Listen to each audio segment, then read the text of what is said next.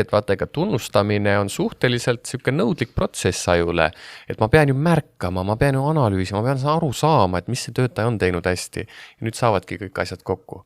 Kui ma olen ise kurnatud ja läbi põlenud, siis kaob ajust ka kohe võime ära tunnustada, sest lihtsalt ei tule seda jõudu. Tere tulemast Tallinna Vee esimesele podcastile. Tere. Ja mina olen Ivar Ruubel, Tallinna Vee tootmisdirektor. Minuga on täna Aleksander, Andero, kes tutvustavad ennast ise siis. Nagu Ivar juba ütles, et olen siis Aleksander Pesner, on Tallinna Vees ohutusjuht. Ja ma arvan, et see on juba nagu selline hea algus sellele, et miks ma siin olen, et meie seadus ütleb, et ettevõttes peavad olema psühhosotsiaalsed ohutegurid hinnatud ja meie töökeskkond peab olema siis nende ohuteguritega siis, kuidas öelda, vaba, eks ole. Ja me siis alustasimegi esimesel podcastiga just sellel teemal, et me peame kuidagi julgustama inimesi just selle vaimse tervise teemal nagu edasi minna ja liikuda. Ja siis me kutsusime Andero. Jah, tõepoolest, mina Andero ja ametilt hariduselt psühholoog ja muul juhul koolitan inimesi ettevõtetes ja tõesti see läbiv teema on see, et rakendada psühholoogiat ja erinevaid psühholoogia arusid just sellistes meeskonnaprotsessides, organisatsiooniprotsessides, et tõepoolest, et meil tulevad inimesed tööle, aga kas me saame aru, mis nende peas teinekord toimub, et igasugune töö tulemus ja tööalane eesmärk saavutatakse eeskätt läbi selle, kuidas inimene ja tema aju nende protsessidega hakkama saab. Ja seal siis on päris põnevaid sükseid vastuseid ja lahendusi. Anderoga me tegelikult kohtusime novembri alguses, aga suhtlema me vist hakkasime juba äkki septembris. Et mul oli plaan oma meeskonnale teha üks koolitus, mis ei keskendu siis, ma ei tea, protsesside juhtimisele või inimeste juhtimisele või sihukestele tavapärastele juhtidele suunatud koolitustele, vaid pigem see oligi seotud vaimse tervisega ja psühholoogiaga, et kuidas tulla toime selliste teemadega, kuidas tunnetada läbipõlemist, mis on depressiooni sümptomid, kuidas ära tunda, kuidas neid riske maandada ja selle tulemusena saime kokkuleppele, et novembri alguses toimus meil üks väga huvitav meeskonnakoolitus, kus siis Andero rääkis meile äkki 5-6 tundi päris pikalt ja päris huvitavat juttu, et kõik mu meeskonna liikmed siiamaani tuletavad meelde, et see oli üks parimaid koolitusi, mis nad on üle pika aja saanud. Ja sealt edasi siis argnes see mõte, et tegelikult võiks seda teemat laiemalt ettevõttes tutvustada ja kuna me Anderot juba tundsime, kes väga professionaalselt oskab sellest rääkida, siis kutsusime ka ta siia podcastile, et seda nii-öelda sõnumit arutada siin ja siis viia see kogu ettevõttele ja kõikidele töötajatele, et ei oleks ainult minu tiim, kes selle väga huvitava koolituse sai, vaid kõik saavad sellest osa. Ja täna me põhimõtteliselt keskendumegi enamjaolt just läbipõlemisele, et mis see üldse on ja kuidas seda ära tunda. Ja tegemist on minu hinnangul väga aktuaalse teemaga tänapäeva kiires nii-öelda tööelus ja ühiskonnas, kus vastuseid oodatakse aina kiiremini ja kohustusi kuhjub koormatena inimeste õlule ja kuidagi on vaja selle kõigega toime tulla ja siis on vaja veel koju minna ja seal samamoodi veel olla funktsioneeriv täiskasvanud lapsevanem, elukaaslane, mis iganes, et seda tegelikult on väga palju ühel inimesel. Aga võib-olla Andero räägibki nüüd natukene siis, mis sa arvad, mis see läbipõlemine või siuke on, et mis on see, kuidas öelda, kliiniline definitsioon või kuidas sinu tunnetus... Akadeemiline definitsioon ja kuidas sina seda oma sõnadega kirjeldaksid? Jah, see ongi huvitav, tegelikult te kahe peale panite päris ägeda dialoogi kokku, et kas ta on nüüd akadeemiline või kliiniline, et ütleme, kui me räägime depressioonist ja ärevushäirest, siis need on nagu sellised psühhiaatrilised, kliinilised seisundid, aga läbipõlemine teda küll määratletakse meditsiinis, aga ta ei ole otseselt selline asi, mida saaks selgelt öelda, et võt siit me diagnoosime ära läbipõlemise, et ta ongi selline, kuidas teda akadeemiliselt teaduskirjanduses käsitletakse, on see, et läbipõlemine on pikaaegse stressi tulemus. Et kui me pikka aega hoiame oma keha ja aju kuidagi pinges ja eeldame liiga palju vastutust, ei puhka, ei taastu, siis võt sellele pikaaegsele stressile keha lõpuks vastab nii-öelda lagunemisega, mida me siis teame läbipõlemise all. Ja jah, sellist ühest vastust ei ole, et kas läbipõlemine on protsess, on ta astmeline, on ta etapiline, et siin nii palju, kui on koolkond ja ongi nagu nägemust sellest, et mõni ütleb, et ta on selline protsess, kus asjad muutuvad, pigem nad muutuvad halvemuse suunas, mõni ütleb, et ta on ikkagi astmeline, et pärast esimest astet sa lähed aina sügavamatesse läbipõlemise faasidesse. Et jah, selliseid sümptomaatikast lähtuvat selgitust oleks kõige parem hakata mõistma, et esimene, kuidas seda läbipõlemist kirjeldatakse, on see, et selline emotsionaalne väsimus ja isegi tuimus on, et kuidagi nagu käid tööl, funktsioneerud ja see ongi see pettekoht, vaata, et läbipõlemist täna nähakse sellena, et kas kõik või mitte midagi, aga läbipõlemine ta algabki sellest, et ma tegelikult käin tööl, ma saan hakkama, aga natuke on selline tunne, et emotsionaalselt ei jõua ja ei suuda nagu panustada. See ei ole must-valge, on. Jah, ja võt siin ongi, et mõnikord on see väsimus, raske eluetapp ja nii edasi, aga võt, kui ta kestab ikkagi juba pikemat aega, siis see on see koht, kus inimesed võiksid rohkem omandada psühhoharidust, et sõnastada endale asjad õigesti ümber, et äkki ma olen hakanud läbi põlema, et äkki ei ole ikka see, et ma olen lihtsalt väsinud maal töötamisest ja pidevast töökeskkonnast ja ma ei tea, väljas käimisest, et see on nagu selline moment juba, kus ma ei suudagi enam nagu isegi taastudes saavutada töövõimet ja võt siis sealt hakkabki pihta, et kes ei suuda keskenduda, kes on nagu ärev, kes on närviline, et järjest hakkavad kaduma ära need nii-öelda head tunnused, mis mul võimaldavad sooritada töökeskkonnas.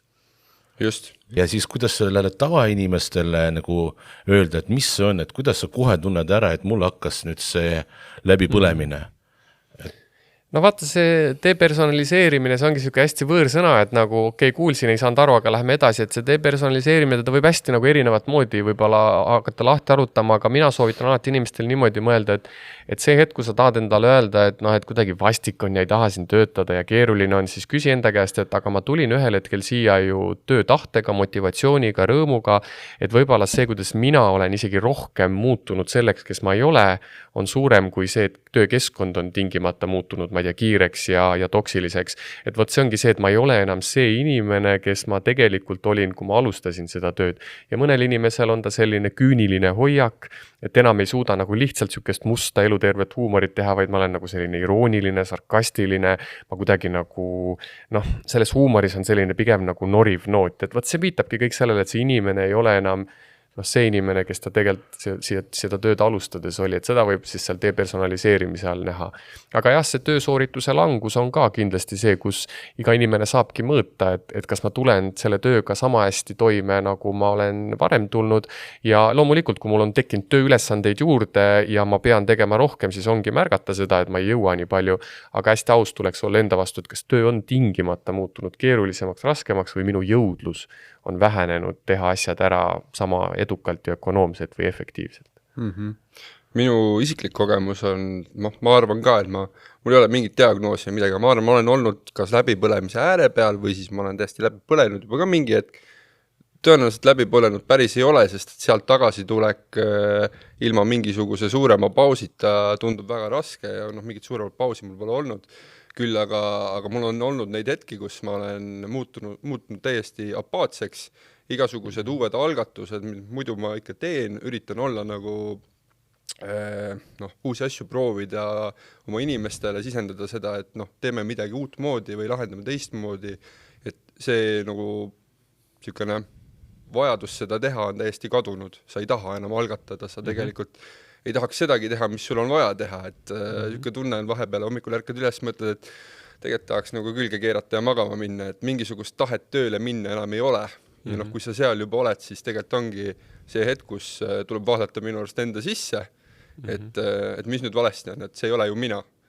Ja enne seda, kui meil see koolitus oli, ma tegelikult üldse ei teadnud sellest mitte midagi. Ma arvasin, et mis seal ikka, et nii on, tuleb nagu nii-öelda power through teha ja küll läheb mingi hetk paremaks. Aga tegelikult see vist päris niimoodi ei toimu, et sa pead ikkagi mingisuguseid konkreetseid muudatusi hakkama tegema oma tööelus, et kuidas ennast tegelikult kaitsta natuke selle eest, et mingitel hetkedel on vaja mingitel asjadel lihtsalt öelda ei, et ei, ma ei tee seda, ma ei ole kõigile kogu aeg olemas, et ma pean nagu natukene saama vahepeal hingata ka, et see ei ole tegelikult üldse mingisugune häbiasi, et töö juures vahepeal võetakse tunnike, puhatakse, mõeldakse ja ei käida kuskil koosolekutel kogu aeg, ei olda mingisugustes väga tehnilistes aruteludes sees, et sul aju ei pea töötama kogu aeg nii-öelda kõige kõrgemal tasemel, et sa pead talle andma nagu seda puhkusaega ka, kus ta saab maha kerida, sest et siis on ta pärast jälle valmis selleks nii-öelda intensiivseks mõttetegevuseks. Tegelikult sa väga hästi ütlesid, et aeg-ajalt võiks võtta pausi ja mõelda, et mulle tundub, et see on nagu kaduv väärtus, et me oma aju mõtlemiseks kasutame. Et meile tundub, et meil on hea kompetents, ekspertiis ja nüüd tuimalt nagu panemegi kogu aeg seda mängu. Aga tegelikult tõesti, kui ma hakkan nagu pause võtma, siis ma oskan nagu oma ekspertteadmistega võib-olla tekitada uusi lahendusi, mis aitavad mul tööd võib-olla nagu ka kuidagi tõhustada. Et jah, see paus ei pea olema tingimata selline ainult pikutamine või niisama olemine, vaid lihtsalt see, et ma lasen ajus natuke nendel mõtetel nagu formuleeruda ja võib-olla sealt see innovatsioon tulebki. Tegelikult ükskõik millises valdkonnas öeldaksegi, et sooritusvõime tuleb puhkusest. Et kui sa mõtled tippsportlase peale, ta teeb meeletult intensiivse trenni, siis kohe järgneb lõõgastus, söök ja taastumine. Ja siis ta on järgmiseks, eks ole, soorituseks valmis. Et tööalaselt samamoodi, me küll ei soorita spordi mõttes, aga me sooritamegi, ma ei tea, inseneri tehnoloogias või projekteerimises ja seda tuleks näha sooritusena, et aju peab samamoodi tegelema teatud komplekteerimisega, analüüsiga ja see tuleb selle arvelt, et kas ta on saanud ennem ressursse selleks koguda. Aga mis siis on tööstress? Ja kas ta on seotud selle läbipõlemisega või see tööstress on läbipõlemise selline tagajärg või vastupidi, selle tööstressis tingibki see läbipõlemine või kas on mingi seos sellega või ei ole üldse või see on kaks eri asja?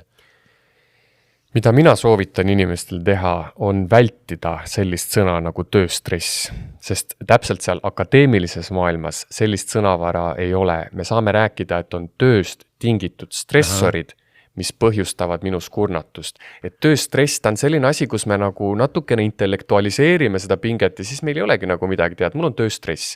Tegelikult kui me hakkame rääkima nagu nii nagu asjad on, et mul on hirm millegi ees, mille ees sul hirm on? No hirm selle ees, et asjad ei saa tehtud. Nüüd me hakkame nagu lähemale jõudma, et miks sul ei saa asjad tehtud, et võib-olla see on seotud sellega, et no kuule, küsi kolleegilt abi või delegeeri midagi ära ja asi läheb korda. Aga kui inimene lihtsalt ütleb, et mul on tööstress, siis me nagu olemegi siukse teadmatuse ees, et mida siis tegema peab. Nii et jah, see, kui sa rääkisid, et me peame kaardistama psühhosotsiaalseid ohutegurid, siis me tegelikult kaardistame neid stressoreid, mis põhjustavad inimeses siis teatud seisundeid kehas, kus me saame rääkida, et kas tõuseb vererõhk, kas inimene peab tegema une arvelt, tal on öötöö, et neid me kaardistamegi stressoritena, kus me räägime, et nad põhjustavad siis teatud viisil keha reageerimist ebanormaalselt. Aga jah, et teadusmaailmas räägitakse pigem nagu tööst tingitud stressorid. Peale tööaega, et peale 5 näiteks mulle helistatakse ja ma pean tööasjadega tegelema. Ehk siis see stressor on siis see, et mulle helistatakse väljaspool tööaega, jah? Ja see mind häirib või mis see siis see stressor on näiteks selles konkreetses osas? Noh, eks iga ettevõte määrabki seda natuke ka erinevalt, et iseenesest, kui meil on paika pandud lepingus, et tööaeg ongi natuke nagu selline ujuv, siis me ei saagi öelda, et pärast tööaega on mingid kõned, aga tõepoolest, et kui meil on kokku lepitud tööaeg ja samas on meil ära määratud, et teatud etappidel tuleb tööväliseid kõnesid, siis me saame teda määrata selles mõttes jah, kui stressorit, et inimene ei saa nagu tööst maha tulla, ta peab olema kogu aeg mõttetasandil haaratud, et see hetk, kui ma lastega mängin, olen väga lõbusas meeleolus, nüüd ma pean 15 minutiks ära minema ja tööprobleemidega hakkan tegema. Et see juba mõjutab ju minu seda aju emotsionaalset seisundit, et kui ma muretsen ja olen pinges nüüd nende tööasjade pärast 15 minutit, siis laste juurde naastes see kindlasti avaldab mõju. Ja vot, eks see, kuidas sellest nüüd üle saadakse, ongi see, et üks asi on selle stressori ära mõõtmine või määramine ja teine asi on see, et mis me ettevõttena või asutusena sinna kõrvale pakume, et inimene saaks seda stressorit võimalikult soodsalt enda puhul siis maha tõmmata. Et üks asi on ära mõõtmine, teine on alternatiivide pakkumine, kuidas me kompenseerime seda, et sellest stressorist tingitud pinge saaks sinul ka nagu leevendatud. Ja siin võib rääkida lisapuhkepäevadest, siin võib rääkida paindlikust töögraafikust, mis iganes me näeme, et aitab inimesel siis nii-öelda taastada ennast või seda pinget maha tõmmata, mis on tingitud siis sellest stressorist.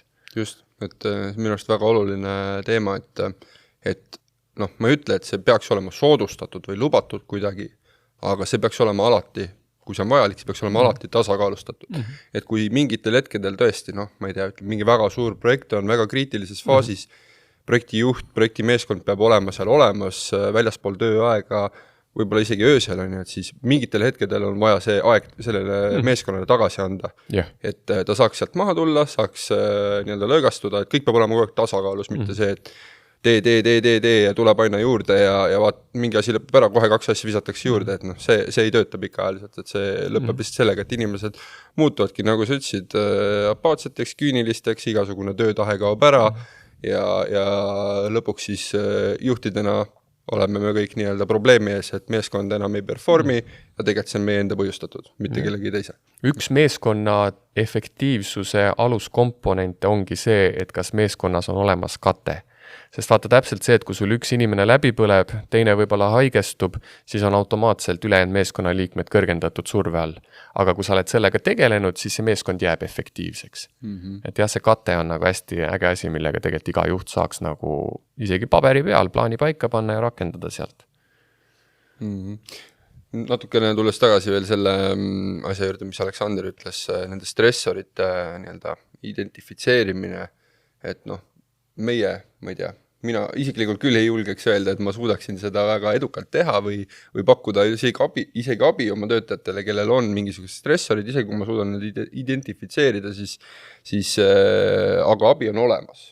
Et Tallinna Veel on olemas Confido tervisekindlustus ja selle tervisekindlustuse raames on võimalik kõigil töötajatel saada psühholoogilist nõustamist, kas siis psühholoogilt, psühhiaatrilt, kuidas iganes vajadus parajasti on, et me võtame seda teemat tõsiselt ja töötajatel on see võimaldatud. Ja isegi kui mingil hetkel seda Confido tervisekindlustust meil enam olema ei peaks, siis ma arvan, et see teema on ikkagi piisavalt tõsine, et siis leiutatakse mingisugune teistsugune väljund, kuidas pakkuda seda teenust oma inimestele, kellel seda vaja on. Ja ma ei tea, ma olen vist Tallinna Vees vist olla liider selle psühholoogilise abiteenuse vaimse tervise nagu kasutamisega.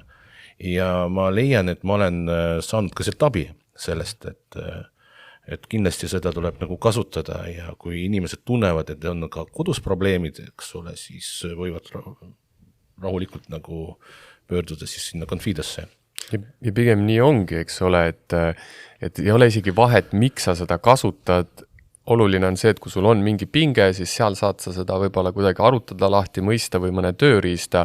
Et samamoodi mul on hea meel näha, et sa ütled, et sa oled liider. Mina alati ütlengi asutustes seda, et kui ma töötaks teie asutuses, siis mina oleks endale nähtud eelarve juba ribadeks tõmmanud, et mina pukiks kõik ajad endale. Sest täpselt see, et me vaata kipume endale, ma ei tea, massaaže panema ja füsioterapeut ja mõni võtab eratreeneri jõusaalis.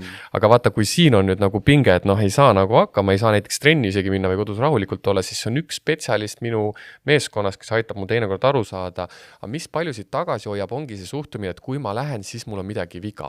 Ei, ma tegelen ennetusega, et ma juba tunnen, et mul hakkab nagu, et ma ei saa nagu aru, mis see on, ja siis ma nagu võib-olla tegelen ennetusega ja miks teinekord näiteks juhid ei lähe sinna, seal tekib selline natuke vastuol, et juht on see, kes alati nagu teeb asju korda, kes on tugev, eks ole, kes pigem teisi aitab. Ja nüüd tekibki nagu selline paradoks, et aga kuidas siis mina nüüd nagu katki olen, eks ole. Tegelikult tulebki aru saada, et see, et sa funktsioneerud ja teed teisi korda ja aitad, tähendabki seda, et seal on ka suurem tõenäosus, et sa ise võid selle keskel nagu pingesse minna ja siis kasutadki neid teenuseid. Ja üks viimane kommentaar seoses sellega, mis ma ütlen ja julgustan ka võib-olla Tallinna Vee töötajaid, on see, et kui te lähete esimest korda ja saate sinna psühholoogile selle aja ja te tunnete, et ei läinud nagu selle psühholoogiga niukseks jutuks, siis psühholoogi tulebki otsida nagu aluspesu vahetad. Et kui ei klapi, siis võtad järgmise, sest vaata, kui sa hakkad oma nagu probleemidest rääkima, siis sa tahad nagu, et okei, et ma saan nagu siin, tunnen, et on hästi, et ta usaldab mind või mina usaldan teda, eks ole. Et esimene kord me ei pruugigi leida seda spetsialisti, kes meid nagu inimesena kõnetab ja siis töötaja ei tohiks karta, et äkki ma raiskan ettevõtte raha, et ma lähen nüüd sama asjaga teist korda. Selleks ongi see ette nähtud, et see eelarve on pigem suurem ja vajadusel sa lihtsalt võib-olla otsid seda õiget spetsialisti, kellega sul tekib see side ja siis läheb kiiremini see asi edasi. Üks asi on käia spetsialisti juures, aga tegelikult on palju lihtsam meetod ka olemas, et tegelikult nendest asjadest annab rääkida ka kolleegidega, oma juhiga. Et meil on ettevõttes, ma ei tea, kui laialdaselt levinud üks-ühele koosolekud, aga ma tean, et on juhte, kes need teevad oma töötajatega väga tihti. Ja nüüd on küsimus, kuidas seda tööriista kasutatakse. Et mõni kasutab seda tööriista sellena, et tuled sinna, kannad ette mulle, mis sul toimub. Et kuidas sul see projekt läheb, kuidas see projekt läheb, kas see aruanne on esitatud, kas see on tehtud, käite selle nii-öelda checklisti läbi, pärast seda on job ka. Aga minu arvates peaks seda kasutama pigem sellena, et tööasju sa niikuinii ajad kogu aeg väljaspool seda üks ühele vestlust. Võta see aeg selleks, et uurida, kuidas inimesel läheb tegelikult. Et kuidas ta tunneb, kas tal kodus on hästi, et räägi selle poole tunni või tunni jooksul, mis sul on broneeritud, räägi nendest asjadest, sest et tööasjadest sa räägid niikuinii kogu aeg terve nädala. Ja seal ei teki sul seda hetke rääkida, kuidas inimesel läheb tegelikult, et ma ei tea, kas tal lapsed on terved, kas, ma ei tea, naisel läheb tööl hästi, mida iganes, need kõik asjad mõjutavad selle inimese nii-öelda performance'it tegelikult töö juures. Sest et kui tal on kodus asjad käest ära, nagu sa isegi tõid välja, siis see tuleb tööle kaasa, 100%. Ja siis hakkad nägema seda, kuidas performance läheb alla ja sina juhina ei saa sellest aru, sest sa ei ole rääkinud temaga. Et aga kui sa mõistad seda, miks see niimoodi on, sa saad seda, kui muidugi töötaja lubab, meeskonnas kõnetada natukene, nii-öelda kõik teadlikuks teha, et selline olukord on, see on võib-olla ajutine, võib-olla ei ole, mida iganes ühesõnaga, et kõik saavad aru, miks see nii on ja kuidas see asi võib paremaks minna. Sest et vastasel juhul tekivad juba järgnevad pinged. Meeskonnaliikmed ju ei saa aru, miks üks inimene nüüd järsku enam ei performi, miks juht nii-öelda lubab seda, kõik teised teevad selle võrra võib-olla rohkem tööd, see on ju kõik ebaaus, meeskonna pinged, ja lõpuks sööb seda kõik ikkagi see sama juht, kes tegelikult on meeskonnas lasknud need pinged tekkida, kuigi ta oleks võinud saada seda ennetada. Et lihtsalt see väga lihtne küsimus, et kuidas sul läheb, see ei ole üldse midagi imelikku küsida minu arvates. Jaa, aga vaata, siin on nagu üks asi, et juht ennast ka tunneks hästi, me ei saa talle lihtsalt panna kohustust peale. Sest vaata, kui ta nagu ei ole see inimene, kes nagu tunneks ennast hästi seda tehes, siis see on ka nagu võlts, on ju. Et kui ma olengi nagu, selles mõttes nagu kogu aeg väga tehniline inimene, mul see suhtlemisoskus ei ole nagu selline vaba ja nüüd ma pean seda hakkama tegema. Ja siis on ka nagu kerge pekki minema, eks ole. Et mõnes mõttes kõik algab sellest, et juhina sa pead nagu enda vastu aus olema, et ütledki ise endale või kellelegi teisele, et ma ei ole selles asjas hea, et ma ei tunne vabalt ennast nagu inimestega niimoodi, ma ei tea, neid küsimusi küsides, sest juhtimispsühholoogias laias laastus nähakse, et juhil peab olema 2 omadust ideaalis, nii-öelda ülesandele orienteeritus ja suhetele orienteeritus. See on ideaal, aga näiteks mida rohkem võib-olla on inimene insener, seda kõvem on ta nendele ülesandele orienteeritud juhtimises ja siin ta lihtsalt peabki aru saama, et ma ei ole inimsuhetes hea. Võib-olla mõnes teises sektoris, eks ole, võib-olla ma ei tea, sotsiaaltöös, psühholoogias, hariduses, see suhtlemine ongi see põhitegur, inimesed on hästi tugevad nendele suhetele orienteerituses, aga võt selline protsessi juhtimine, tehniline mõtlemine on nagu nõrgem. Et siin juhina võib-olla jah, nagu ka enda vastu paindlikum olla ja miks mitte nagu omandada seda kindlustunnet, et selles küsimises tõesti peitub nagu võib-olla teinekord see edasiviiv jõud või siis öelda endale, et ma olen tugev inseneerias, aga inimsuhetega ma tegelikult nagu ei ole väga tugev ja miks mitte palgata endale see kaasjuht, kes siis neid protsesse nagu pigem aitab tasakaalustada. Just, ma siin mingi 1 või 2 tagasi kuulasin ühte väga huvitavat veebikoolitust, kus räägiti juhtimisest ja juhtide generatsioonidest. Et juht 1.0, juht 2.0 ja juht 3.0. Ja seal oli väga konkreetselt välja toodud, et mis on nende erinevate generatsioonide juhtide tööriistad, mida nad kasutavad siis juhtimisel. Et juht 1.0 on niisugune, ütleme nõukaaegne juht, et tema kasutab juhtimises oma autoriteeti või nii-öelda organisatsiooni poolt talle antud võimu enese kehtestamiseks, et ta on umbes see vend, et istub suures kabinetis, kõik käivad vaibal ükshaaval, miks on tegemata, trahvid, sanktsioonid, mis iganes on ju, ähvardused, lasen lahti, kõik mis veel on ju. Siis on juht 2.0, kes töötab Exceliga. Et ta inimestega saab läbi, ta ei ole nagu niisugune autoriteet või autoritaarne juht, aga sa tead temaga, et see ei ole nagu päris, see ei ole real. Tegelikult ta taandab kõik need asjad ikkagi Excelisse, kui seal miski on valesti, siis ta võib väga, väga külmaks minna ja väga range olla. Ja see ei ole ka päris õige. Ja siis see 3.0 on siis juht, kes tegelikult arveldab suhtekrediidis. Et see tähendab siis seda, et saavutada oma eesmärke, ta on aru saanud, et ta saab neid saavutada ainult läbi oma inimeste. Ja läbi oma inimeste millegi saavutamine tähendab seda, et sa pead nendega häid suhteid hoidma. See tähendab seda, et sa oled nende jaoks olemas, sa suhtled nendega, räägid nendega ja kui sul mingi hetk on vaja paluda et see töötaja teeks midagi sellist, mis võib-olla talle ei meeldi või on ebamugav või midagi sellist, sa kulutad seda krediiti. Ja see, kõik need teised hetked, kui sa räägid temaga, oled temaks olemas, võimaldad talle vaba aega, mida iganes, oled normaalne inimene ühesõnaga, siis sa teenid seda krediiti. Ja see mäng käibki sellega, et kui sa lähed usalduskrediidiga, lähed nii-öelda miinusesse, siis sa oled paha põhimõtteliselt, et sa pead kogu aeg hoidma positiivset bilanssi.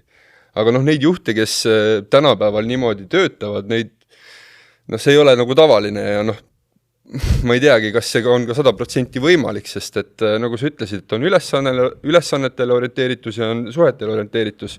Et kui sa oled ainult suhetele orienteeritud, siis kas sa ka midagi lõpuks saavutad? Ja, nii ongi täpselt. Et sul peab olema ikkagi natukene mõlemat. Absoluutselt, nii ongi. Et see on see usaldus. Jah, ja võib-olla kui seostada seda, vaata selle sama läbipõlemisteemaga, siis ma rahustaks ka juhte, et kui teile nüüd tuleb nagu ka mõni töötaja ja ütleb, et tead, et ma olen siin meeskonnas nii läbi põlenud, siis juhina seda ei saa nagu isiklikult võtta, et sina ei põletanud teda läbi. No muidugi, kui tegemist on, ma ei tea, töökiusamise ja armutu graafiku ettepanekuga, siis tõesti sa põhjustasid läbi stressorite selle. Aga jah, et kui ma juhin midagi ja üles ehitan, siis kui ka töötajad läbi põlevad, siis seal on alati natuke see 50-50 mäng, et midagi on keskkonnas, aga midagi on inimese enda peas, mis ei lasknud tal selles keskkonnas võtta kohe midagi ette.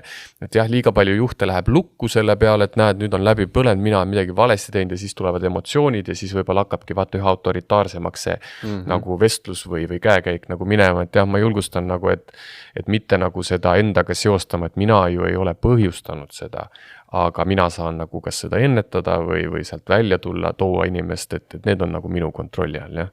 Aga tõesti, täna on ettevõtteid, kus on ka asjad väga hapud selles mõttes olnud, et ongi näha, et on töökiusu, on vajadustega mitte arvestamist, tulemustele orienteeritus ja seal saab öelda, et juht on need otsused teinud, ilmselt mitte ka halvas mõttes, ta ei ole tahtnud, aga jah, ei nähta seda seos psüühikaga lõpuks. Ma käin nagu suhtlen inimestega ja vahest ma on näha, et inimesed on läbi põlenud või läbi põlemise nagu staadiumis, et nad on tõesti väsinud, nad on ülekoormatud, nende töö, see graafik ja see töömaht on niivõrd suur. Et kuidas me peaks käituma tegelikult, olles nagu ohutusjuht, samas teades, et meil on mõned instrumendid on olemas, et me saame, et need töötajad saavad pöörduda psühholoogi juurde, aga kuidas siis talle seda öelda, et kuule, et kasuta need meetmed, et käi psühholoogi juures või mis on selline huvitav võti selle lukule, kuidas seda inimest nagu avada, et ta teeks mingit samme? Ma arvan, et põhimõtteliselt seesama podcast ja seesama, mida me tegime koolitusel, et ega siin vaata kehtib üks ilus reegel, nõu anna siis, kui küsitakse. Aga mida rohkem sa toodad sellist podcasti, seda psühhoharidust, seda rohkem lihtsalt tekibki see eneseteadlikkus, et oot, et mul vist on nagu midagi sellist ja siis ta tuleb pigem ise küsima, et kas meil on võimalusi. Et jah, see on umbes selline, et kui me näeme töötajat raskel hetkel ja tal on läbipõlemise mingi faas, eks ole, siis me tahame teda kohe aidata, aga seal ongi täpselt see, et kui psühholoog näiteks hakkaks erakeskkondades ka kogu aeg inimestele nõu andma oma sõpradele, tuttavatele, see on väga suur oht, et see hea nõuanne lükatakse tagasi, öeldakse, kuule, ega see igal pool psühholoog ei pea olema. Ei küsinud seda. Jah, täpselt. Eks ole, et ongi nagu see, et inimene nagu, ta tahab nõu siis, kui ta seda küsib, aga jah, olenevalt meie suhte sügavusest, ma võin ka oma parimale sõbrale saunas öelda, et kuule, mis sa jebid, et pane aeg kirja, et sul ei ole hästi. Aga vaata, meil on väga sügavad suhted. Aga töökollektiivis jah, selline podcast ongi ideaalne võimalus, et et me ei pane kedagi nagu selle valiku ette, me ei ütle, et sul on midagi, aga igaüks saab nagu kõrvalt tunnetada, et on siis mul midagi sarnast või mitte, ma olen proovin siis ära. Et see ongi selline kaudne meetod, mis lõpuks töötab kõige kiiremini.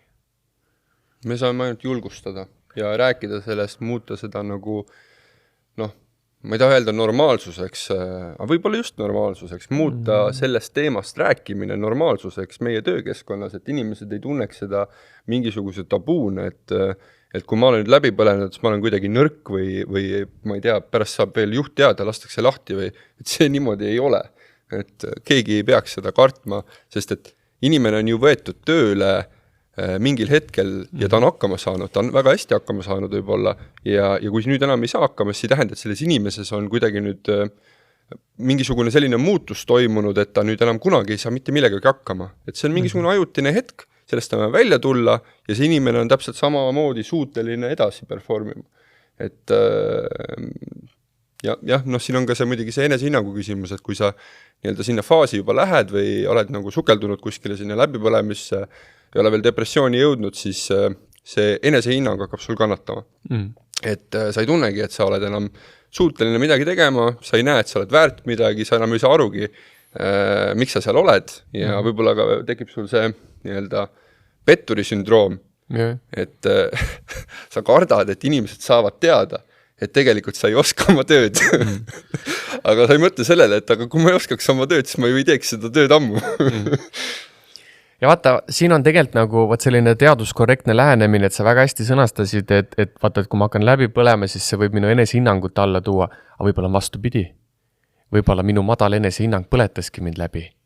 Sest vaata, kui inimesel on madal enesehinnang, siis ta kahtleb endast, ta muretseb rohkem, ta otsib kinnitust, töötab üle, sest kogu aeg on vaja kusagilt nagu seda midagi, mis aitab mul aru saada, et ma olen tubli on ju. Nii et niipidi võib ka vaadata, et kumba pidi ta siis on, et võib-olla see töö enesehinnanguga on see, mis kaitseb mind lõpuks läbipõlemise eest. Et alati on ka nagu mitmepidiseid suhteid või neid seoseid võimalik luua, aga jällegi, kui avatud inimene sellistele mõttekäikudel on, aga ma arvan, et meil Eestis üldiselt selle enesehinnanguga nagu väga hästi ei ole. Et enesehinnang on see, mis kujuneb elu jooksul, mida toetab ka väline keskkond ja kuna seda psühhoharidust ei ole olnud väga palju meil siin riigis, peredes, siis ta ongi jäänud kuidagi laintesse ja lõpuks on, kuidas on, mõnel paremini, mõnel kehvemini, aga temaga saab tööd teha ja see kaitseb siis ka lõpuks läbipõlemise eest. Ja vaata, sina ennem mainisid seda, et kuidas nagu öelda või kuidas aidata töötajat, et sa ütlesid väga ilusti, või mitte ilusti, aga selles mõttes, et ma näen, et töötajal on suur koormus, meeletu graafik. Vaat see ongi nüüd see koht, kus juhtimistasand peaks midagi ette võtma, et kui ma näen, et inimesed on üle koormatud, siis me peame tegema nagu konkreetseid otsuseid, et kuidas me muudame, täpselt selle sama katte loome, ressursse hangime juurde, et me ei saa tegelikult seda kõrvalt vaadata, et lõpuks see ongi nagu selline, et me teadsime, et see on stressorina ja me tegelikult ei teinud vajalikke otsuseid. On see siis eelarvekärbet, tekiks rohkem inimressursse, mis iganes, aga teisest küljest mõni inimene ise koormab ennast kohustustega üle, sest ta lihtsalt otsib seda tunnustust, tagasiside, kiitust ja siis ta püüabki rohkem, et ongi, et sa pead nagu lisaks sellele, et sa näed, et inimesel on raskem aru saama, et kas ta ise koormas ennast kohustustega üle või ongi see meie organisatsiooni probleem, et meil on nii palju kohustusi ja nii vähe inimesi, ehk siis see on nagu kohe meie kontrolli all seda muuta või edendada. Just ma olen väga nõus sellega, et ma olen ka seda tähele pannud, et on mingisuguseid inimesi, kes ei tegelikult ei peaks olema ülekoormatud oma tööülesannete täitmisel, aga nad ise loovad endale selle olukorra, üritades teha kõike nii palju kui vähegi võimalik, olla 24/7 asjas sees ja see lõpuks lõpebki sellega, et see inimene võib läbi põleda ja siin on jällegi tegelikult juhi asi märgata, et kui sa näed, et inimene on sul, saadab öösel kirju, siis pühapäeval. Täpselt pühapäeval, okei, kui see juhtub niimoodi üks kord, 2 korda vahet ei ole, et võib-olla tõesti inimesel tuli mõte, mille ta pidi ruttu kirja panema, ära saatma, sest et muidu kaob ära ja mõte raisus. Aga kui sa näed, et see on nagu tavapärane, et inimene saadab õhtuti kirju, öösiti kirju, siis tuleb nagu ikkagi sekkuda sinna ja öelda, et nagu hea ütlus, mul kunagi üks ülemus ütles oli, et ega töö pole jänes, mis eest ära jookseb. Et need asjad, mida sa teed seal kell 8 õhtul või kell 1 öösel, neid asju saab väga hästi teha ka hommikul. Et see ei ole nagu nüüd nii kiire, et sa pead nagu olema kogu aeg arvuti taga jälgima ja mingisuguseid muudatusi tegema, et rahulikult. Seoses sellega tuli meelde üks juhtum, mis minuga juhtus ühes nagu ettevõttes. Ehk siis samamoodi aasta lõpp ja siis tuli üks nagu aruanne ja ma saatsin seda reedel mingi kell 4 välja kõikidele juhtidele. Ja siis esmaspäeval ma vaatan, et selle kontserni personalijuht kirjutab mulle, ütleb, et ta tahab kiiresti minuga nagu kokku saada. Et mis juhtunud on. Ja selgus, et üks töötaja Soomest, kes sai selle kirja kell 4 õhtul põhimõtteliselt. Kaebas mu peale ja ütles, et see kiri oli tulnud nii hilja ja see mingi punkt seal puudutas teda ja tema ei saanud seda välja öelda. Ja tema oli terve nädalavahetus oli mures ja siis mulle personalijuht ütles, et kuule Aleksander, et niimoodi ei tohi teha. Et kui on sellised nagu tähtsad kirjad, siis neid tuleb saata siis kas esmaspäeval, sellel ajal, kui inimene saab sulle midagi ka vastata või mingi kommentaari anda. Nii et see on sellega, et keegi kirjutab laupäeval või pühapäeval või öösiti. Vaata, siin nagu ongi see, et liiga palju inimesi paneb kohe ennast ohvripositsiooni, et tegelikult ei ole selle inimese nagu otsustada see, mis kell sina saadad kirju, eks ole. Ma mäletan, ma koolitasin ühte riigiasutust, kus spetsialistid ütlesid, et võt meil osa juhte on sellised eriti vastikud, nad saadavad need kõige rõvedamad kirjad, ongi reedel 4:30 välja, et siis me praeme terve nädalavahetuse. Siis ma ütlesin, et see, kes nüüd ennast praadima hakkab, oled ikkagi sina. Et võta nagu rohkem vastutust selle eest, et sa ei saa alati kontrollida, miks keegi saadab mingil põhjusel kirja, aga sa saad vastutada sellest, et kuidas mina hakkan oma peas nagu lahterdama ära enda jaoks seda kirja, et kas ma saan sellega tegeleda, kas ma pean sellega tegelema, et me ei saa olla nagu kahepaiksed, eks ole, et kui temperatuur tõuseb, siis meil hakkab ka temperatuur tõusma. Et võt see ongi see, millega psühholoogia tegeleb, anda inimesele tööriistu, et isegi kui keskkond mõnikord ei soosi midagi, siis ma suudan selles keskkonnas funktsioneeruda. Nii et mina näen, et sina iseenesest ei olnudki midagi valesti teinud, et pandigi nagu natuke suure kella külge, et kaevata ja et HR-ga või personaliosakond sellele reageeris, et tegelikult ei oleks pidanud minu meelest. See on võib-olla ka natuke see kultuuri erinevus, et Soomes mõjus see niimoodi, ma arvan, et Eesti kolleegid võib-olla seda nii, Eestis on kultuur teistsugusem. Et siin nagu seda muret ei oleks ja ma arvan, kui see eestlane oleks see inimene, kes nii-öelda terve nädalavahetuse praadis, siis praadimise asemel tõenäoliselt oleks ka vastanud tegelikult ära selle paari tunni jooksul ja oleks rahu majas, et seda palli minu väravas ei ole, et see on juba ka midagi inimese jaoks. Et ma pean veel nagu tunnistama, et ma olen ka kogenud sellist nagu asja nagu läbi põlemise ja siis täielikult, et ma täiesti nagu loobusin üldse sellisest nagu tööst nagu ohutus, töökeskkond, et ma mõtlesin, et aitab küll, et 20 aastat tegeletud ja kõik. Ja siis läksin tööle projektijuhina ja hakkasin neid metallkonstruktsiooni kokku panema ja siis olid nagu suured projektid Soomes ja Rootsis. Ja mida ma tahan nagu öelda, jällegi Soome, suur projekt, suured rahad taga, iga päev, mis sa nagu viivitud, tulevad suured trahvid, meeletud trahvid. Ja projektijuht, kes on soomlane, mul on probleem selle projektiga ja kell on 16:55. Ma ütlesin, et kuule, mul on probleem. Ja ta ütles, et kuule, sul on selle probleemi lahendamiseks 5 minutit. Kui me ei jõua selle 5 minutiga lahendada, siis alustame homme kell 8. Ja kõik. Ja ta läks ära.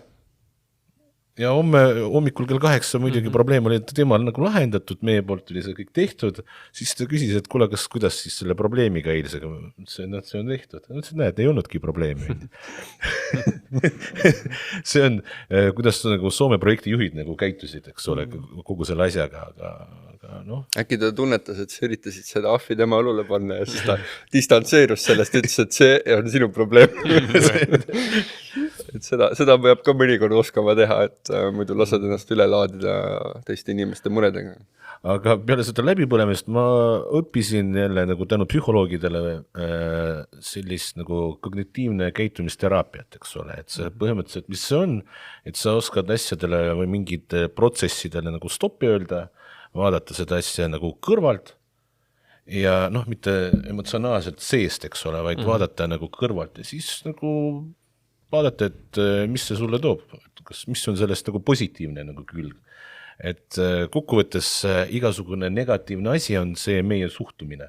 Et me võime nagu igas asjast nagu arvata, et see on halb ja paha, aga teistpidi sa vaatad, et tänu sellele ma ikkagi õppisin ja ma nagu avastasin nagu uued võimalused milleski. Et ürita näha positiivset ka negatiivsetes situatsioonides. Ja. Ei, no sisuliselt sul ongi nagu 2 võimalust, kas jääda kinni sellesse negatiivsusesse või mõelda, et okei, mis on see koht, mille ma nüüd saan järgmine kord lihtsalt selle võrra paremini teha.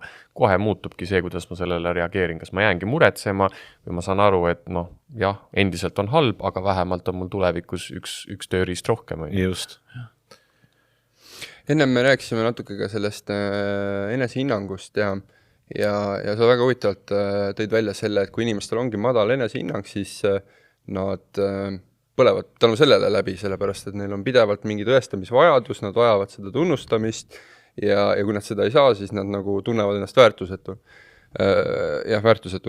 Aga mis ma tahtsin selle jätkuks tegelikult sel hetkel öelda, aga ei saanud sõna sekka, oli see, et tegelikult iga inimene vajab tunnustamist. Et see on tegelikult asi, mida kõik inimesed vajavad mingil hetkel, mõni vajab seda vähem, mõni vajab seda rohkem tõesti, kellel on madal enesehinnang, vajab pidevalt valideerimist, et see, mis sa teed, on hästi, aga on neid, kes ei vaja seda nii tihti, saavad väga hästi hakkama, aga iga inimene vajab seda. Ja see on tegelikult asi, mida võib-olla eestlane väga tihti nagu loomupäraselt ei teegi, sest et see tundub nagu imelik, et tavaliselt on ikka see, et kui ma midagi ütle, siis on ju hästi. Ja kui midagi ei ole hästi, siis ma ütlen. Ja siis tekibki olukord, kus inimesed saavad ainult negatiivset tagasisidet. Nad ei võrdsusta seda mitte midagi ütlemist sellega, et see on positiivne tagasiside. Et sellepärast ma olen siin tegelenud selle tunnustamise teemaga meil ettevõttes nüüd juba üle poole aasta ja mida rohkem ma sellega tegelen, seda rohkem ma saan aru, et see on tegelikult nagu asi, mis ei maksa mitte midagi. Et kuidagi on vaja sellest nagu plokist üle saada lihtsalt inimestele, et tegelikult see hea sõna ütlemine ei tee sind kuidagi imelikuks või kui sa tunnetad, et see ei ole orgaaniline, et siis see kuidagi ei mõju, et see ei ole niimoodi, et ja muidugi, kui sa iga päev alustad koosolekut sellega, et te olete kõik super inimesed ja sina oled see hea ja see hea ja see hea, siis tõesti ta kaotab nagu väärtuse, et sa pead nagu seda ikkagi mõistlikult tegema, aga seda peab tegema. Ja see ei ole ainult see, et nüüd mingid juhid peavad oma alluvaid pidevalt tunnustama, vaid tegelikult kolleeg saab kolleegile hästi öelda, nii-öelda juhitav saab oma juhile öelda hästi, et kuule, selle sa tegid hästi, sa kaitsesid meeskonda või olid meie eest väljas, et need asjad tegelikult on, juhid vajavad samamoodi tunnustamist, et kas nad seda ülevalt saavad või ei saa, see on omaette küsimus, aga kolleeg saab ka öelda alati hästi ja ma julgustan Tallinna veetöötajaid vähemalt kõiki mõtlema selle peale natuke ja kui ikkagi on midagi head öelda, siis mitte nagu karta, vaid öeldagi. Siin on üks oluline asi, et vahest inimesed kardavad seda, et neid hakatakse tunnustama, sest nemad ei oska seda vastu võtta. Nad tunnevad ennast siis nagu piinlikuna, siis hakkavad ütlema, et kuna tegelikult see on minu töö ja tegelikult see on ka selline nagu hästi delikaatne nagu moment, et kuidas seda tunnustust nagu inimesele teha. Jah, see on selles mõttes inimeste lõikes võib olla erinev, et kuidas keegi seda võtab. Tõesti, on inimesed, kes tunnevad ennast ebamugavalt, kui neid tunnustatakse näiteks suure rahvamassi ees. Et meil oli siin just jõulupidu, olid aasta parimate valimised, kutsuti inimesi järjest lavale, 400 inimest saalis ja tegevjuht andis käppa ja tehti pilte ja kõik jutud ja võib-olla mõni nendest inimestest tõesti tundiski niimoodi, et tegelikult ma ei taha siin hetkel olla, et mul on hea meel, et te mind tunnustate, aga mulle oleks täiesti okei olnud, kui te hõikate mu nime välja, ma ei pea siia ette tulema ja pärast kuskil nurga taga üks ühele panete käe pihku. Et seda kõike peab nagu tunnetama inimese tüübi pealt, et kuidas keegi on parasjagu. Ja võib-olla 2 kommentaari siia juurde, et olenemata sellest, kus meid tunnustatakse või kes meid tunnustab, siis piisabki sellest, et sa ütled aitäh, et sa seda ütled. Aitäh, mul on hea meel. Ja vaata, sa ei peagi nagu tundma, et ma olen nüüd kuidagi rambi valguses ja et nüüd teen endale veel rohkem pai. Ei, piisabki, aitäh, mul on selle üle hea meel ja lähed eluga edasi. Teine kommentaar on võib-olla see, et vaata, ega tunnustamine on suhteliselt siuke nõudlik protsess ajule, et ma pean ju märkama, ma pean ju analüüsima, ma pean aru saama, et mis see töötaja on teinud hästi. Ja nüüd saavadki kõik asjad kokku. Kui ma olen ise kurnatud ja läbi põlenud, siis kaob ajust ka kohe võime ära tunnustada. Sest lihtsalt ei tule seda jõuda, vaata see emotsionaalne nagu tuimus või kujus, see, mis sa ütlesid, on see esimene. See ongi see, et tunnustada ma saan ju siis, kui ma nagu emotsionaalselt saan asjadest aru, mulle lähevad asjad korda, kui ma ise olen juba kurnatud, siis ma ei jõua. Nii et vaata, see ongi nagu see, et mõnikord on see lihtsalt oskus näha, öelda asjad välja, teinekord on see, et lihtsalt ei jõua. Ma olen võib-olla kurnatud, ma tegelen sellega ja küll siis tuleb ka tunnustus. Nii et jah, vaata, hästi oluline on see, et millest me pihta hakkame, et kui me lihtsalt ütleme inimestele, et hakka tunnustama ja tegelikult ei tegele selle allmurega, et inimesed on kurnatud, siis lähebki asi pigem nagu kehvemaks, aga tegeleme allprobleemiga ära ja siis ütleme, et hakkame tunnustama, siis on see jõud olemas, jõudlus ja lähmegi ja tunnustame. Kas perfektsionism on ka stressor või see on mingi muu asi, et tegelikult paljud inimesed, kes on sellised perfektsionistid, et mina märkan, et nemad on sellised pidevalt nagu stressis, sest nemad, kui ma vaatan, nad midagi teevad, nad teevad seda hästi, mulle meeldib, kuidas nad teevad, nad ütlevad, ei, mulle ei tulnud välja, see on nii jama, see on nii halb, ma pean nagu ringi tegema seda, ma teen uue, see ei ole vaja, aga tema ei ole sellega rahul ja siis ta teeb, noh, ma tõin praegu ühe näide, aga meil nagu Tallinna Veest on mitmeid inimesi, kes tahavad saavutada ideaalset tulemust. Ja see ideaalsus nende mõttes on midagi suurem kui nagu meie. Tegelikult vaja võiks olla. Perfektsionismi on, teda on väga erinevat liiki, et ongi tavaline perfektsionism kuni tõesti psühhiaatriliste seisunditeni välja, aga kui me räägime sellisest keskmisest juba nagu häirivast perfektsionismist, siis tõepoolest seal on näha, et need inimesed kipuvad ennast liiga suure surve alla panevad, tahtes kogu aeg teha ideaali, aga samas ei hooma juba, et on väsimus, aega ei ole, teised projektid istuvad ka kukil ja võt neil kipuvadki asjad nagu kuhjuma, sest ühe asja ideaali lihvimine võtab nii kaua aega, et teised asjad hakkavad peale suruma ja siis üritatakse üha kiiremini nagu välja kaevata ennast seal. Perfektsionismi sellise düsfunktsionaalse kehva perfektsionismiga on võimalik ideaalselt tööd teha, sa pead lihtsalt endale seadma konkreetsed defineeritavad realistlikud standardid. Et see, kui ma lihtsalt tulen tööle, ütlen, et alati saab paremini, mis mõte sellel on? Alati ei saa esiteks paremini ja kui ma tean, et ma tahan täna saada paremini, siis peab mul olema ka vastus, kus ma olen, mida ma juurde vajan ja kuidas ma jõuan sinna parema poole. Kui mul neid vastuseid ei ole ja siis ma ütlen, et alati saab paremini, siis on vaata selline perfektsionism, mis nagu suhteliselt kiiresti kipub mind ärevaks muutma, läbi põletama. Alati mul peab olema defineeritav tunnus, et niimoodi on võimalik seda perfektsionismi ennast nagu hallata, kasutades jälle oma ratsionaalset aju. Et üks asi on endale emotsionaalselt öelda, et alati saab paremini, teine asi on sinna mõtlemine taha tuua, mida mul on siis vaja teha, kas üldse on kusagil see parem versioon või tegelikult on täna asjad hästi. Ja kas ma õigesti saan aru, et see ongi see tegelikult see kognitiivne käitumisteraapia, ehk ta nagu õpetabki seda, eks ole, et sa... Ja, ühe tööriistana küll, loomulikult oma mõtete nagu ratsionaliseerimist, tõeväärtuse küsimist, endale realistlike standardite tekitamist ja arusaamist, miks minust see perfektsionism nagu kujunenud on, et absoluutselt väga õigesti öeldud. Ja seda saavad aidata psühholoogid ja just nagu Confidost need sama nagu psühholoogid nagu teenus või vaimne tervis nagu teenus. Jah, sellega tegelevadki, ütleme, psühhoterapeudid, psühholoogid, aga vaata, siin ongi see, et inimesed peavad aru saama, millise spetsialisti juurde nad lähevad. Et psühhiaatri juurde minnakse eeskätt siis, kui mul on vaja midagi diagnoosida ja ravi. Psühholoogid, psühhoterapeudid tegelevad rahvakeeli siis rohkem selle nii-öelda hingemure nagu lahti arutamisega ja oskuste õpetamisega. Et siin lihtsalt tulebki aru saada, et kui ma lähen oma suure depressiooni murega psühhiaatri juurde ja siis psühhiaater pani mulle ravi peale ega kuulanud seda suurt hingemure ära, siis tulebki aru saada, psühhiaater on arst, kes aitab sind just nagu selle ravivõttega, mida ta nägi, ta kuulas loomulikult see ära, Confidos on väga pikk see vastuvõtuaeg, aga psühholoog, psühhoterapeut on see, kellel sa lähed pigem pikemalt ja rohkem rääkima sellest, et kust asjad on alguse saanud, kuidas see sind mõjutab ja tema pakub siis sulle seal rohkem nagu tööriistu. Ma arvan, et ma olen ka seal kuskil piiri peal tantsinud, ma ei tea Andero osas, aga mis ma tahtsin nagu öelda on see, et mis nagu aitas, mis sind aitas konkreetselt, ma räägin, mis mind aitas ja kui Anderol on niisugune kogemus jagada, siis ta saab ka öelda, mis teda aitas, et just inimestele nagu anda ka seda, et jah, mingi hetk sa võid sinna sattuda, aga sealt on võimalik ka välja tulla. Ja mis näiteks meid kolme aitas sellistes situatsioonides välja tulema? Aleksander, äkki sa alustad? Jah, nagu ma ütlesin ka, et ühel hetkel, kui ma sain aru, et see mulle ei meeldi, seda ma ei taha, ja siis ma ütlesingi endale, et okei, et ma siis sellega ei tegele. Ja siis ma võtsin täiesti teise suuna, eks ole. Ja samas ma läksin ka psühholoogi juurde. Ja siis me pikalt suhtlesime ja siis sealt ma nagu õppisingi seda, selle psühhoteraapia käigus õpetati, kuidas siis just selle parandamine, see ongi see kognitiivne käitumisteraapia, et kuidas sa suudad nagu asjadele nagu kõrvalt vaadata. Need hinnata mitte emotsionaalsest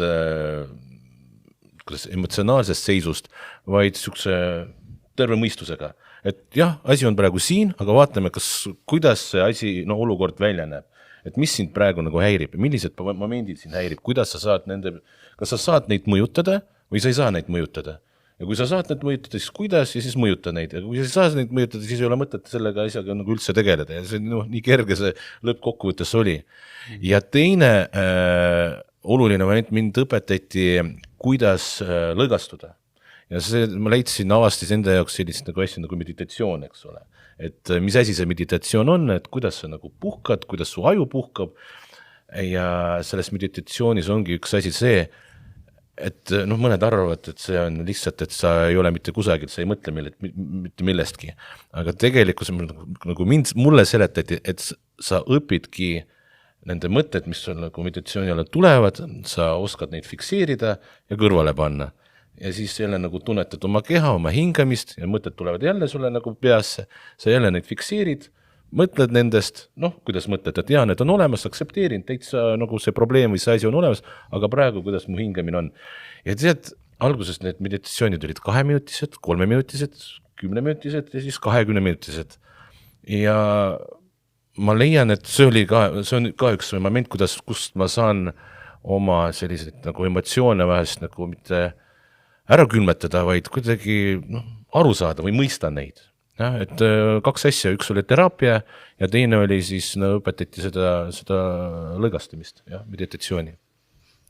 Mind aitas ka võib-olla mitte, ma ei käinud nii-öelda professionaali juures abi saamas, aga ka just see, et kellegagi rääkida ja tegelikult selle ära tundmine üldse. Et kui sa said aru sellest, et aga äkki ma olengi seal. Ja siis sellest kellegagi rääkimine, see muutis kogu seda asja palju lihtsamaks ja siis sa said hakata tegema konkreetseid tegevusi. Minu stress tekkis sellest, et mul oli pidevalt kalender täis. Ma ei juhtinud oma kalendrit. Ma võtsin vastu põhimõtteliselt kõike, mis mulle peale pandi ja ma rabelesin, et kõiki neid lubadusi ja kohustusi täita. Ja siis mingil hetkel ma jõudsingi selleni, et aga tegelikult ma peaksin keskenduma asjadele, mis on tulutoovad ja mitte tulutoovaid asju peaksin vähendama, et ma peaksin seda balanssi hoidma ja ma hakkasin ütlema asjadele ei. Et kui mind kutsutakse kuhugi kohtumisele nii-öelda kuulama, et ma oleksin inforingis, siis sorry, aga ma saan memoga samamoodi hakkama, ma ei pea olema seal koha peal rabelema, et võib-olla ma pean selleks sõitma ühest jaamast teise 30 minutit seal kiirustama, kuskil liikluses rabelema, lihtsalt, et selleks kohale jõudna. Et tegelikult ma ei pea siin olema. Ja samamoodi oma inimesi usaldada. Et asju on võimalik delegeerida, sa ei pea kõike enda peale võtma ise. Et usaldama inimesi, kui nad teevadki halvasti, siis sa saad seda tagasisidet neile anda ja nad teevad järelikult paremini. Kui sa teed ise kogu aeg, siis su inimesed ei õpi midagi, sa koormad ennast üle ja tekibki see pudelikaela efekt, kus kõik on ühe inimese taga. Ja see on nagu tegelikult otseselt mõjutab tulemuslikkust. Et meeskond saavutab alati rohkem kui üks inimene. Ja selle äratundmise ja nii-öelda kolleegidega rääkimisest tegelikult väga palju sellest stressist kukkus ära kohe ja palju lihtsamale edasi minna. Võt. Ja 3. tuli meelde, mis võiks veel olla, et teise inimese mõistmine. Et minu töö on vahest selline, et ma ikkagi sattunud kokku just nagu konfliktides situatsioonid, kus ma pean ütlema, et see on valesti, et seda tuleb muuta ja see on nagu ei ole reeglite päraselt ja inimestel tavaliselt nagu ei meeldi see, et kui sa juhid nagu tähelepanu just nagu veadele. Ja inimesed võivad olla ärevad ja siis ma õppisin neid mõistma, et ma saan aru, miks nad seda teevad. Ma saan aru, millised nagu protsessid nendel kehas, ajus nagu toimub ja et nüüd ma ei võta seda isiklikult ja see on et teise poole või inimese nagu mõistmine ja mitte nagu kaasa minemine just selle agressiooniga või selle emotsiooniga. Põhimõtteliselt te panite 2 peale nagu ideaalilähedase vastuse kokku, et mina oma teadmiste juures volitaksin teid Tallinna Vees sisekoolitama sellistel psühholoogia teemadel, et kogemusteadmised kõik tundub nagu täiesti korrektne. Et minu puhul loomulikult läbipõlemise sümptomaatikat ma tunnen, neid tekib teatud ajahetkedel, mis mind kaitseb selle ees ongi see sama tugev teadmine, et ma saan aru, mis muga toimub. Et ma ei tee kaugelulatuvaid järeldusi, et ma ei naudi enam seda tööd, mis ma teen, et mis mul viga on, et ma olen nii närviline. Ma saangi aru, et pinge ajus väljendub läbipõlemise sümptomaatika käigus niimoodi. Ja siit edasi ma ei tee järeldusi, et ma pean, ma ei tea, kõike 100 asja ära jätma ja muutma, et hoopis teise töö hankima. Et ma saangi aru, et see jääb siia paika, sest see on loogiline tulemus sellele, mis ma olen endale teinud ja see aitab mul sealt ka kohe välja tulla, et jah, et just psühhoharidus aitab meil aru saada, mis meiega toimub, et võtta siis õige töömeetod nagu kasutusele. Just. aga sellega ma tõmbaksin pidulikult meie esimesele podcastile joone alla. Aitäh, Andero, aitäh Aleksander ja kuulmiseni. Loodame, et tuleb veel palju podcast'e. aitäh!